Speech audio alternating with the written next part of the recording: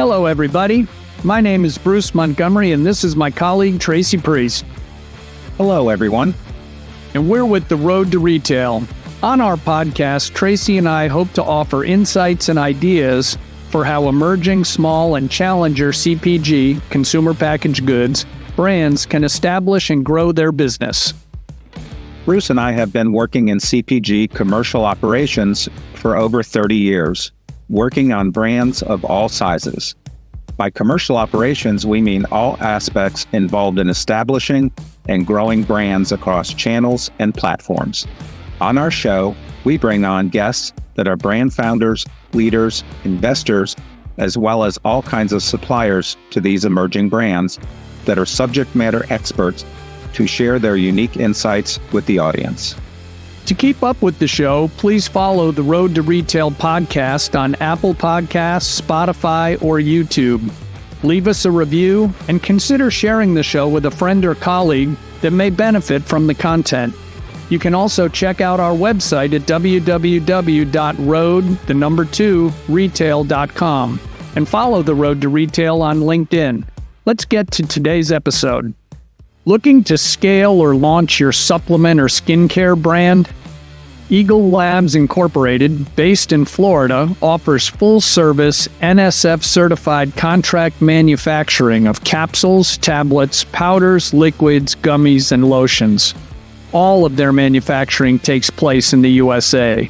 From R&D and formulation to packaging and fulfillment, Eagle Labs provides scalable, high-quality production that meets FDA and NSF standards.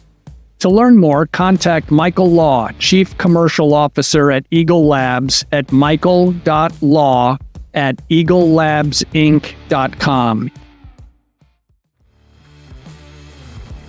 Today's show is sponsored by Retail and Response.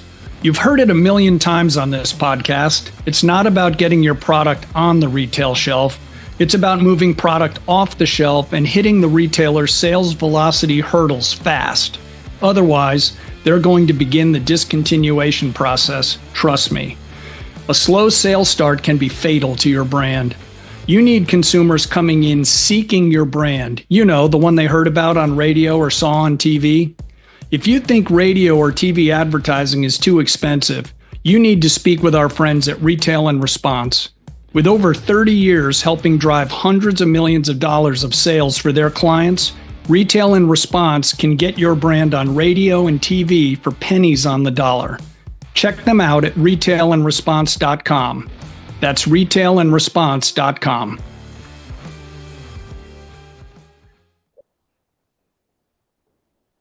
Hello, everybody, and welcome to the latest episode of The Road to Retail. Thanks for joining us today. Tracy, my friend, great to see you.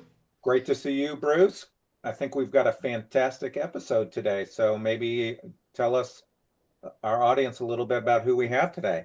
Oh, I'm going to let him tell us about himself. But today we're joined by Raj Shah. Raj is the Director of Sales Operations at Obvi, a very hot brand, and Raj is going to tell us all about it. So, Raj, thanks for joining us today. How are you, my friend? Bruce, Tracy, thanks for having me. Very, very excited to be on another episode of Road to Retail. Just happy to be here. Excited for the conversation. No, all right. Well, let's jump in by first give the audience a little bit of your background and what you've done to date in your career and how you landed in your current seat. And then we'll really press into what you guys are doing at Obvi. Sounds great. I've been in sales for the past, I want to say 12 years. Pretty funny story. I was actually a door-to-door knocker from the ages of 18 to about 26. I got, promoted pretty heavily where I was running offices across the country, from California to Maryland to New Jersey to even a few in New York. And then the pandemic hit and kind of washed that type of structure out. And that was kind of the same timing where Obvi was on a rise. And another funny backstory to Obvi is the CEO of Obvi is actually my older brother. So that was also around the same time they were looking for another sales lead to kind of expand the brand into retail, or just understand retail as a whole, and be their ground guy, where going out to stores, going out to mom and pops, and understanding where Obvi, kind of really sits on shelf. Oh man, so working with your older brother, is he really tough in the annual performance reviews, or is he okay? He's best of both worlds. He has his tough days with me, and then at the same time, you know what? Scratch that. He's actually all tough. he's Uh, all tough. well, Thanks. that's how you guys win. And based on some of the performance we've seen in the numbers and what you're going to tell us about, I'd say that you, your brother, and the rest of the team are on the right path. Tracy? Yeah, Thanksgiving dinner must be interesting. But Yeah, anyway, yeah. so It's let's jump in. Let's. still talking metrics on any kind of holiday. Oh, there you go. That must be fun. So let's jump in a little bit. So obviously we know that this, the category you guys compete in is very competitive. So tell us a little bit about what gap you guys saw in the market for Obvi, collagen products, and then how do you differentiate yourself from everything else in the category? Yeah, no, great question. The best way to answer that is to kind of give you the starting point of Obvi, which was, our three founders are actually best friends outside of work for the past 15 years. They also had their own agency, scaling other brands, holding the same type of responsibilities and positions that they have currently with Obvi. So Ron was always head of finance. Ash, our CMO, was always head of marketing, and Unkit, our CBO, was always head of branding for all these other brands that they had in their portfolio as an agency. 2019 came around, and that's when collagen was on a rise. So they kind of looked at the market and then looked at each other and said, "Hey, we're doing this for all these other brands. Why don't we kind of put our heads together and do this for our own brand?" So they started Obvi in 2019 because of the collagen market being on such a rise, and then looked at the collagen market and saw that it was very utilitarian, or people were taking collagen because their doctors were telling them to, or their loved ones were telling them to, but it wasn't a product that you wanted to take, or at least that's what the market had shown. So they had this, kind of crazy idea of making collagen and supplements in general fun again, by great packaging, great flavoring, and then just awesome proven ingredients that show results, right? Because you're not going to take a supplement if it's not showing results, but you're also not going to come back to a supplement that if it's not good tasting and it's not fun to take. The idea of Obvi was, instead of buying a supplement and then putting it behind your cabinet doors and forgetting about it, this would sit on your countertop, right? And where you want to look at a pink packaging, something bold that has fruits and cereal and all types of design on it. So yeah, I think that's kind of where we saw the market gap, where a abundant protein like collagen that people start losing, 1% of every year once they turn 25. um, how do we make that more of a daily regimen rather than just a prescription? Right. 1% after age 25. I got to be almost out. Damn. I got to get on this. Hey, so Raj, one of the things that's interesting about what you just said is Tracy and I have had many guests on the show, whether they're the brand founders, leaders, agencies, investors, and you hit right in the bullseye of one of the things they all talk about: the importance of packaging. Yeah. That it pops, that it's engaging, that it's not something, depending on the category, kind of embarrassing that you want to like hide under the sink. So very well done by you guys. So let's talk about the gosh, I hate the term, but I'll use it anyway. Let's talk about the journey you guys are on right now and how you're transitioning Obvi from its DTC roots and now moving into the brick and mortar retail distribution world. Tell us kind of how you guys thought you were ready for that and some of the steps you've taken. It's a tough bridge to cross, and you guys are crossing it. Yeah, I think some of the data points or metrics that we kind of saw to make that leap or even make that decision of attacking retail was just consistent sales. More importantly, our retention rate on D2C. Something that an ad was not only kind of bringing in new customers, but that same ad or that same product would bring in the same customers was our kind of tall tale sign of, hey, we need to bring this closer to our customers and meet them where they are, instead of 2 or 3 days or 2 to 5 days of shipping and handling, and now they're getting their product right. So I think that was our biggest like light bulb as far as making that transition to D2C. But I think you hit the nail on the coffin as far as it is very challenging. It is very tough for a emerging brand or emerging CPG brand to make that leap. And I will tell you, from when we made that decision to our first retailer to our second one, that learning curve is a much needed one. And any brand that thinks that they know it all will be, because that's exactly what we thought, right? Is we can take exactly what we did on D2C, Control C, Control V it onto retail, and everything would at least perform the same, right? And boy, were we wrong. Um, from the packaging that we have to D2C, to the messaging that we had, to even the ingredients, right, that we had in our formulation, was a huge learning curve, which is a very needed one when you make a decision like that as a CPG brand to go to retail. Hey, so a couple of follow-ups here, Raj. So you touched on something that Tracy and I like to ask the brands about. When you guys decided to go to brick and mortar, how did you decide which retailer to go to first? When you and the other members of the leadership team, you've already made the decision, now we're going to go. Who did you look for, or what did you look for in that first partner? I think there was a lot of. I think the only thing certain when we made that leap was the decision of making that transition. Everything else we were very naive in. So we thought, hey, we're a supplement company. Why don't we go after one of the biggest supplement retailers, which was Vitamin Shop.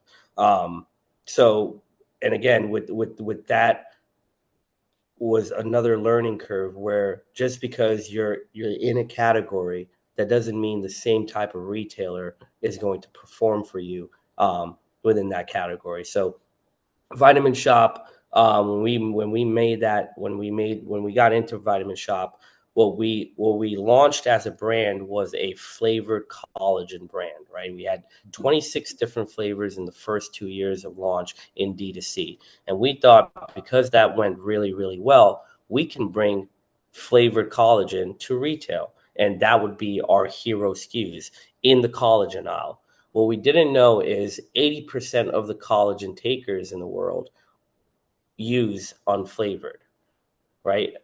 So now if you're kind of putting that, if you're already in a niche, in a saturated niche aisle or a category, and then making it even more niche by only offering flavored collagen, um, that's an uphill battle. Again, another learning curve that we learned very very quickly with our first retailer. Um, and then in a nutshell, we've now, you know, e- every part of our submission for every retailer has our unflavored collagen in it. And then our flavored collagens are now an accessory or a variant. We don't lead with our flavored collagen in retail, because again, what happens, what you've done on D2C, or the success you've seen, doesn't always correlate to what you're going to be doing in retail. Yeah, So one other follow-up here, Raj, before we kick it over to Tracy. So you've talked about the differences, and we'll go deeper here in a moment, of D2C to brick and mortar. How do you guys manage those two channels? Because obviously you still have a very robust D2C business online. Do you use different SKUs? Is your online business where you kind of test new ideas first? Or do you just try to keep your price points fairly similar and let the consumer choose whether they want to pick it up at a local store or order through your website? How do you guys manage those channels? I think we our separation in responsibilities within the team really does wonders to that. Just as far as my counterpart Albert and then myself, we have a very good gauge with the of boots on the ground and understanding the market as far as retail goes. Our founders are D2C kings. They understand metrics like like it's the stock market. But I think to answer your question, there has to be some kind of division where if you guys are handling the D2C end and understanding how to build retention there, then there's got to be a team on your retail end. I think a lot of brands, what they try to do is kind of wear all hats. And that's where the overlap lies or the misconception lies, where we can bring this idea that we did on D2C to retail. Right. Doesn't work that way, does it? Does it? At least it didn't work for us that way, right? And we learned that, tenfold. Right. So you talked about how there was a steep learning curve, going from D2C to brick and mortar. So tell our small emerging brand maybe a couple of the things that you guys learned that were, watch outs, the best advice you'd give somebody that was a D2C brand going to retail. What was the big learning? Two or three things that you said, oh, wow, we didn't see that. Pricing, packaging, and positioning. I think those three. I guess in the industry it's called the three Ps. Those were what we learned about first. More importantly, the positioning of our SKUs. Because like I said before, we entered the retail market as a collagen brand, but not only a collagen brand, an only flavored collagen brand. So our positioning was already out of whack, right? And then when you have certain, certain additional ingredients like flavoring, right? You now think that your pricing can be premium. So we also learned that very, very quickly that it is a competition on shelf, especially for a saturated category or saturated market, where if your packaging doesn't stand out, then you're already being looked by. But if it does stand out, but your price is higher than the same kind of formulation that your neighbor is selling, then it becomes very difficult for you to show value within that label, within those 5 seconds that customer is holding the product, of why you should be paying $39.99 for collagen rather than $19.99. So packaging and pricing, I think they go hand in hand. Once you have that kind of builds your positioning as far as on shelf. Great insight and great advice. So just a deeper dive. So what made you guys think that you could be premium priced? Is it because you were already premium priced on your D2C and you thought, oh, that would just translate automatically over?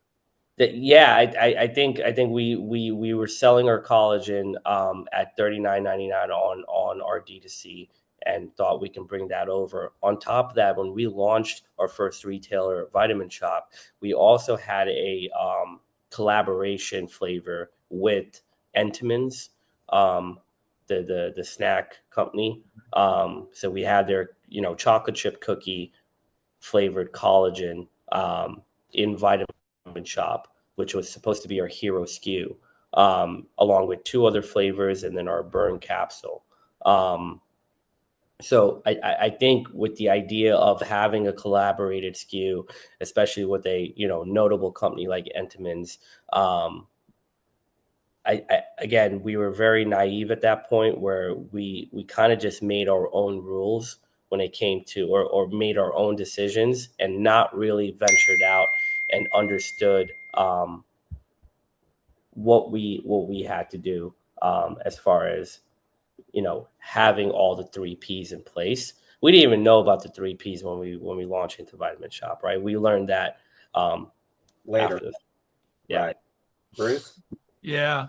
Hey, Raj, you touched on this a little bit, but I just want to make sure if there's anything else you'd like to add for the audience. So, all retailers are different, classes of trade are different, therefore, their strategies are different. Is there any counsel you'd offer our other founders and emerging brands out there? It's like, hey, man, Vitamin Shop's a lot different from CVS, which is a lot different from Stop and Shop. Is there anything you'd like to touch on there around, really understanding the strategy of each retailer before you go in there with a cookie cutter and try to fit square pegs in round holes? Yeah, I think casting a wide net, right? If you told me 2.5 years ago when we started our retail journey that, hey, Obvi's going to be in grocery stores, I probably would have chuckled, right? Because they're in our heads as far as a category that we know is, which is supplements or wellness, to be placed in grocery stores was just not even top of mind. We were going after the GNCs, the nutrition shops, the vitamin shops. So to now understand that we actually do very, very well with not only the grocery retailers and how our buyers respond to our products, but also the grocery customer, where it not only opens up a new channel, but it also opens up a new demographic of customers, right? Because the same person that Interesting. same person that's buying their collagen at Vitamin Shop is not going to go to Stop and Shop and buy their collagen. They're going to keep going back to Vitamin Shop. So I think, and vice versa, right? So I think casting a wider net to understand your retail placement is huge. And then rely on the feedback that you're getting from your buyers, right? So if you talk to 10 buyers in 10 different categories and they're saying yes, they want it, or 7 of them are saying yes, they want it, listen to that. Don't close that off, because if they can say yes to your product, that means they're envisioning your products being bought in their stores, right? So I think casting that wider net and then listening to the feedback of those buyers is very crucial. Right. Well, it's interesting. I mean, the humility you guys either practiced or learned the hard way is what all people, every product does not belong in every retailer. And if you have one that belongs in a lot of retailers, your approach is going to have to change, because Walmart's different from Vitamin Shop, which is different from Stop and Shop. So trying to go in with one playbook probably won't work. So great job on you guys on being flexible. Trace? Yeah. So I know a lot of brands use, a broker or sales agent. So talk to us a little bit about maybe the criteria you use to select a broker or sales agent. Yeah, I think we've been with our national broker. Shout out to Jade Street Consulting, for the past 2.5 years since we started our retail journey, and I think a lot of brands think they can hire a broker and kind of just wash their hands and say, "Yep, this is this team is going to get us into retail," but they don't understand that if they're maintaining your showcase or your catalog or um your relevance to buyers, then you got to maintain the brokers, right? So if they need sales sheets, yeah, you're creating those sales sheets. If they need decks, you're creating those decks. So a part of our kind of or my approach to brokers is understanding what they can guarantee, right? And again, no sales are guaranteed. We understand that. But understanding their relationships, right? Going deeper and understanding their book of business is really going to kind of foreshadow a trajectory before you even start that relationship, I feel like. And understanding the type of broker that we went into partnership with, which is Jade Street, which is a very boutique. They're not like a Costa or a presence. They're very boutique, which kind of makes it even more stronger, or more more stronger in the relationships that they have with their buyers, because you can talk to a buyer can talk to maybe 100 people from Presence, but from Jade Street they're talking to the same 5 people, right? So I think having that, understanding your brokers relationships, is very key before you go into partnerships. And then of course, understanding what the workflow is, right? What the workflow is between you, the brand, and them, the broker, and then what is that end goal? So kind of painting them a picture. A lot of brokers will ask, "Hey, what is your kill list? What is this? What is that?" Um, for me to go up to Jade Street and say, "Hey, we want to be in every retailer that want us," right? So if you pitch our brand and they're saying, and they're showing interest, or they're asking more questions, then let's go through with that. So having that type of approach, which is kind of against the grain for most brokers, and them kind of you know um, doubling down on that and showing results, is kind of one in a million that you won't find. Right. So having those conversations initially, when you're writing up the deal, when you're writing up the agreement with your broker, and really aligning your kind of approach. Like, say if you were the broker, how would you approach retail for your brand? Kind of putting yourself in their shoes with your vision, and Right. having a conversation. So one follow-up question, maybe for our audience that may not know or looking to hire a broker, how does compensation work? What's the structure?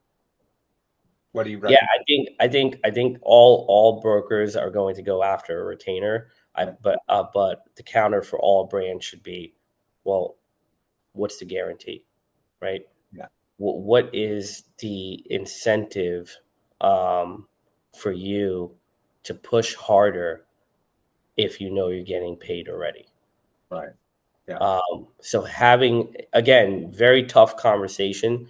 And out of 10 brokers that you talk to, 8 or 9 will just not budge on that, because they have other brands in their portfolio. They have other bigger brands in their portfolio, and they have bigger fish to fry. So I think, finding a broker that isn't as big, or isn't 10 times bigger than your business alone, is very key, to have certain conversations, or have certain intimate conversations, because compensation can become very intimate, especially for brokers in general, but even boutique brokers, that you might find. So letting them know that we want to win with you, but we can only win when we're kind of getting into doors.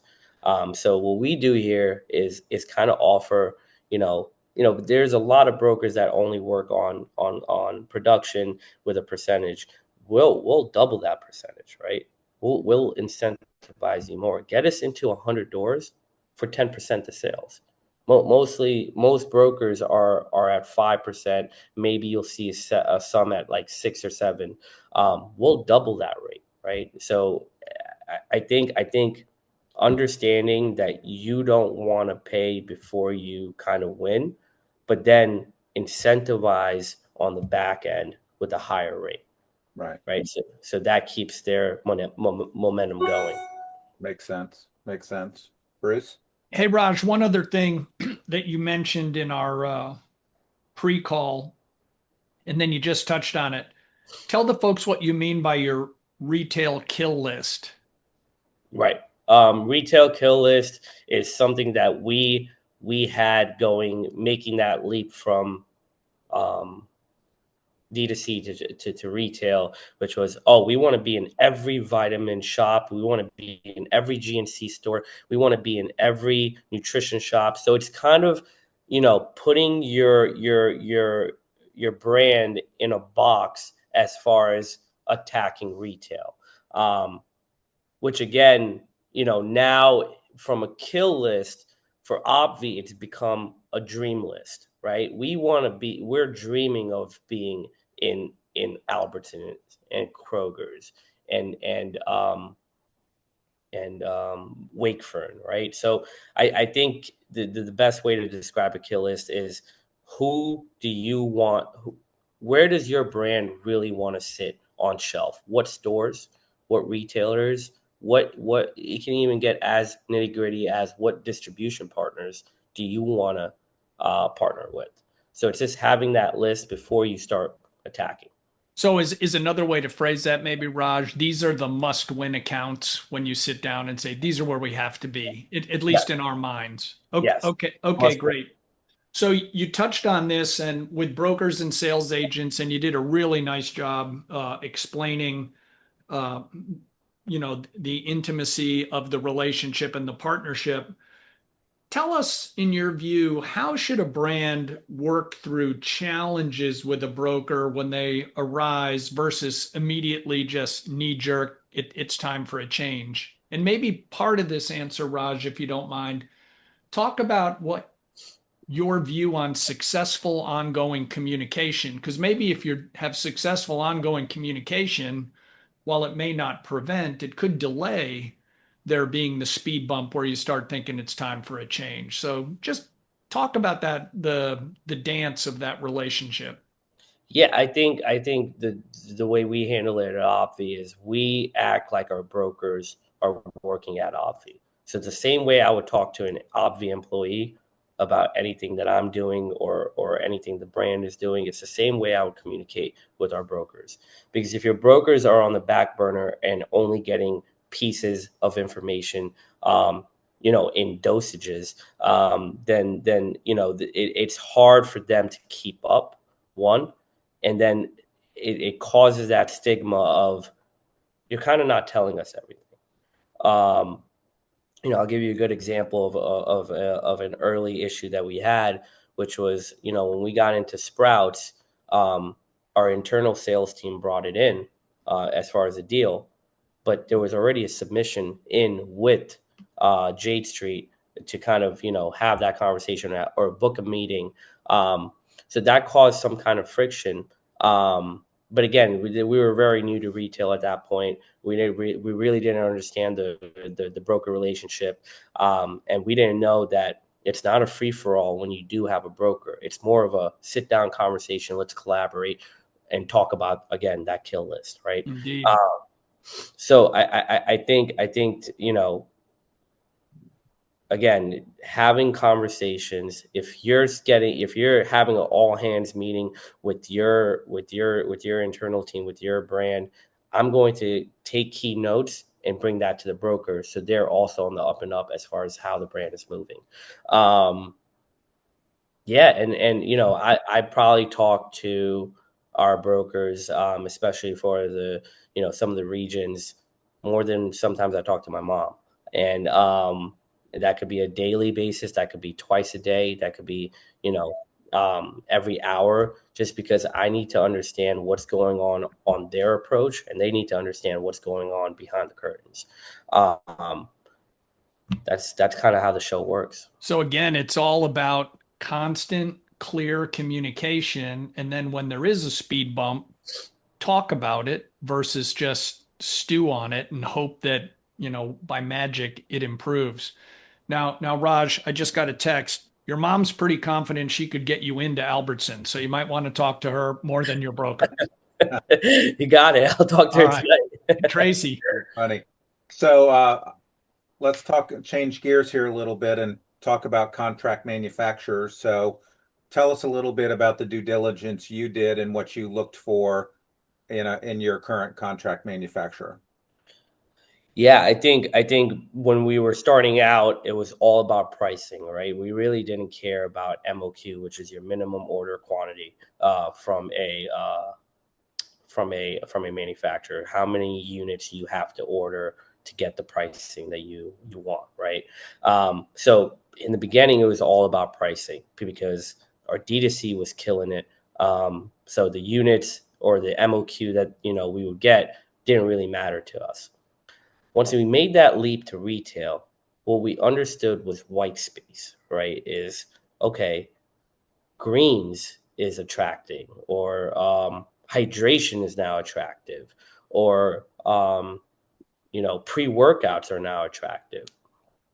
So we had this kind of idea of, what if we start building products and SKUs with a retail mindset first, um, and really understand how that can play out. Where now the mindset shifted from pricing to what is your MOQ, right? Because we don't want to buy 5,000 units, um, and it doesn't work out, right? It doesn't Sure. work. These products that we're building, as far as the white space that we're seeing, now they don't work out. So we had that shift when we were talking to smaller chains, mom and pop shops that we were creating SKUs for, and we kind of just got connected to a great manufacturer that has a very low MOQ, where made us kind of test each product theory out before going So hands in, all in. Yeah. all in with it.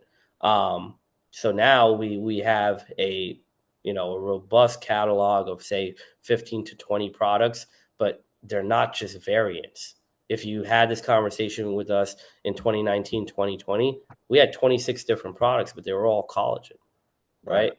Now we have collagen hydration, collagen greens, and we're building on that product because of the idea of having a low MOQ to test it out to the market first. Right. So diving deeper, tell us how important is the certifications that the contract manufacturer has, inspections, any FDA issues, like talk to us a little bit about the deep dive into the contract manufacturer. See, I think if you're a brand that is FDA regulated, that's great. But if you're a brand in supplements and vitamins and in wellness, you don't need to be a brand that is FDA regulated. You need to have a facility that is FDA regulated, right? So I think finding facilities that have that NSF certification, have just the basics, the NSF, the CGMP, which is good manufacturing practices. Um, and these are all certified, and coming from the government to that facility, right? So when you're going into conversation, having that certification talk, as what we like to call it here at Obvi, with each manufacturer, is very key. And then on the back end, you also need documents for the products that you're receiving from your manufacturers, right? So you need those COAs, Correct. you need those COIs, you need everything, where if D2C is not going to ask you, but you have an idea of going to retail is definitely going to ask you for this stuff. So we also partner with manufacturers that don't give us a hard time when we request. Most of our manufacturers kind of put it as a BOL type of situation, where if you're going to get the product, you're also going to get all the documents that come with it. So again, this is all things that we pre-vetted once having those initial conversations with the manufacturers, letting them know that, hey, a lot of this product, a lot of this inventory is for retail. There's a lot of documentation that we're going to need to prove that your facility is the right facility, not only for Obvi, but for products to be on their shelves. And when you bring retail conversations to a manufacturer, their eyes light up a lot more than D2C, just because that's a lot of inventory that we're talking. Sure. So, folks, Raj said COA. So that's a certificate of analysis, which just means that the product's in good shape. It contains what it says it contains, and it's being made by a manufacturer that is in good standing with all the government regulators. So, thanks for that detailed feedback there, Raj. Okay, while this may not be directly your responsibility at Obvi, it certainly drives the results you post within the team. On a high level, what are the marketing vehicles you guys use at Obvi to drive awareness, trial, and turns at the retail shelf for your business? Because, in the DTC world, if something's not selling quite as fast as you'd like, I'm sure that the executive team, you guys get together and go, what in the world is going on? But if you're not turning at the shelf, meeting velocity hurdles, those discussions are financially a lot more painful. So what do you guys do to try to get your brand cranking? Yeah, I think we use, um, as far as the digital landscape goes, we kind of double down on everything there. So from social media posts to affiliates to influencers to um, um, our community, right? Our Facebook community is now at 130,000 members. So a lot of activations that we kind of bring into retail comes from our Facebook community. Um,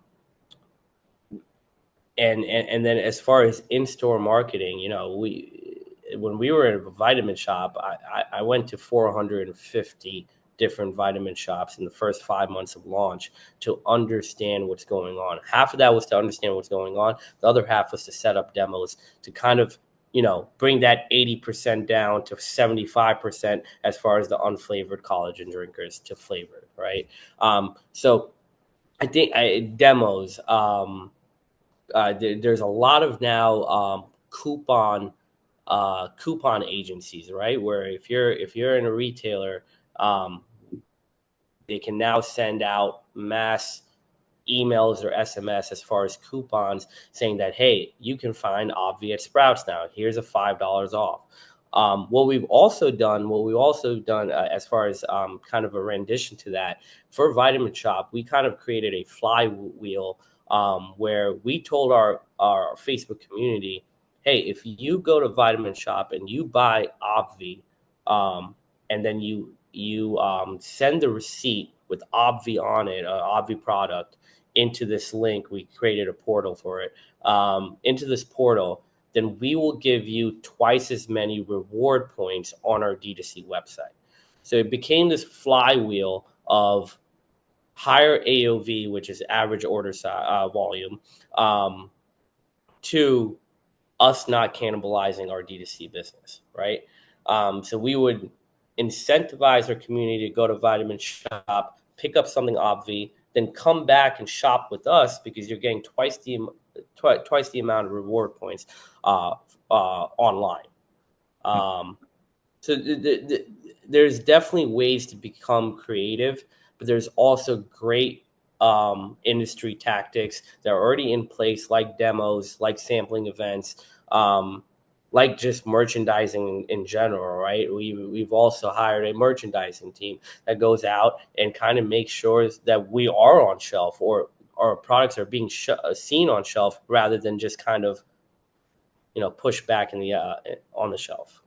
So, Raj, one kind of follow-up topic here, and you've touched on it a bit, but I think it would be really helpful for brands that are in a similar position to you guys that had some success online and now they're making the jump to brick and mortar. Can you just talk a little bit about some of the things that you guys may not have expected? Like, talk a little bit about trade promotion and, deductions and, disputes. Just a little bit. Again, we're not trying to scare people from growing their brand, but as you guys have been, quite clear on, boy, when we jumped, we didn't really understand everything we were getting into. So if you could just talk about that for a moment, I think it'd be really helpful. Yeah, I think our first two retailers really made us understand trade spend. Our third retailer really helped us understand deductions. Um, and I'm, trade I'm spend, sure they did help you understand deductions. yeah, um, yeah, no, it's one of those things that isn't ever pretty, but once you understand it, it becomes more digestible. And with trade spend is I think the best way to kind of put that in layman's terms is you have to pay to play in retail, right? You have to pay to play. So if you want end caps, which is the ending of an aisle, when you get to the end of the aisle and it's that shelving right on that four-way where you can see it from all angles. So if you want end caps, Well, that's going to cost you $15,000. At that point, you have to understand the return on investment. You have to understand the ROI there, and really kind of I call it a calculated gamble, where you're calculating the metrics that you know about your brand and what it's done so far organically in retail on just the shelf that it's playing. And when you pay for something like an end cap, you are gambling a little bit because you think you're going to get the ROI, if not at least break even, right? So I think just knowing, having a period of time before you start activating trade spend, um, on knowing how your brand moves organically, with external efforts, as far as, you're posting on socials, you're posting in your community, you're bringing traffic to, you're trying to bring traffic organically, or without using trade spend.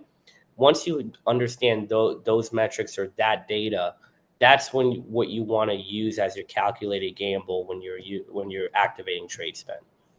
So, folks, one of the things that Raj just hit on that Tracy and I talk about a lot is, occasionally a very naive brand will say, I'm not going to spend anything on trade. My brand is great. Yes, you are.